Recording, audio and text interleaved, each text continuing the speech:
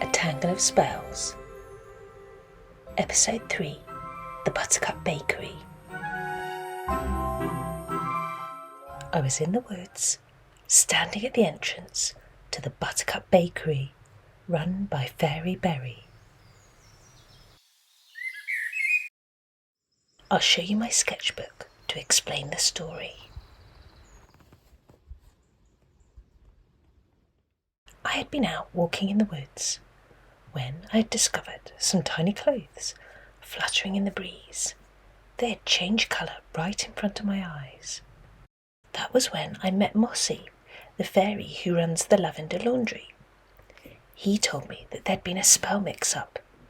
Instead of getting his bubble spell to make his clothes extra sparkling clean, he'd been given a colour-changing spell meant for Fairy Berry's cakes. I needed to find Fairy Berry and tell her about the mix-up, otherwise her cakes would erupt with bubbles.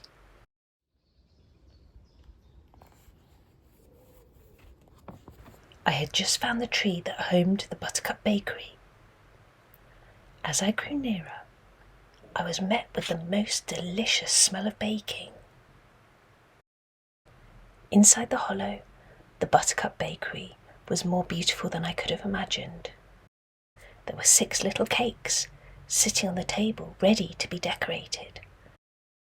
A tiny mixing bowl and rolling pin sat next to these, and I could see that someone had just made themselves a little cup of tea. On the other side of the bakery was a beautiful cake decorated with pink, purple and blue icing.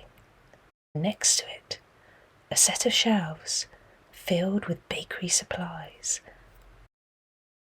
This must be the cooker where Fairy Berry makes her cakes. I marvelled at this beautiful, neat little kitchen. I could see that somebody had been baking, but there was no sign of Fairy Berry. So I decided to wait. I put away my camera and I took out my sketchbook. And then something magical happened. As I sat by the entrance to the Buttercup Bakery, a stout little fairy emerged. Her face emanated warmth and kindness. She was carrying a tray of the most delicious-looking cakes.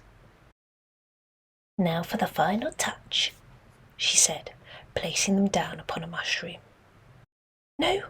I exclaimed. The fairy looked up with a startled expression on her face. "Oh, I'm so sorry. I didn't mean to scare you," I said. "It's just that Flip has given you the wrong spell, and I don't want you to ruin your lovely cakes." "Well, you did give me a little fright, but don't worry," said Fairy Berry warmly. "It's very thoughtful of you to come and find me.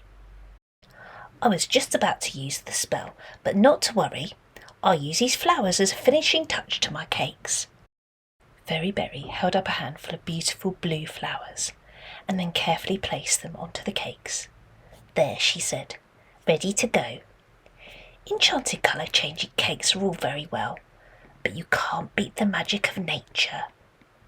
A smile beamed from her sweet face. "Now, if you'll excuse me," she said, "time to deliver my treats."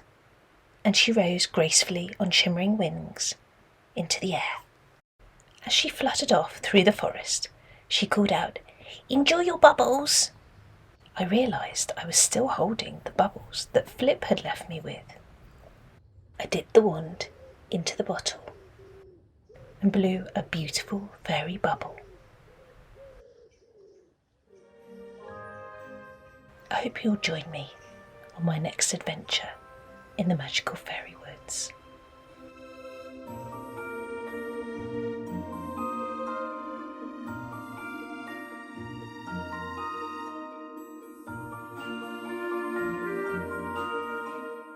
Today's episode was brought to you by the Forget-Me-Not.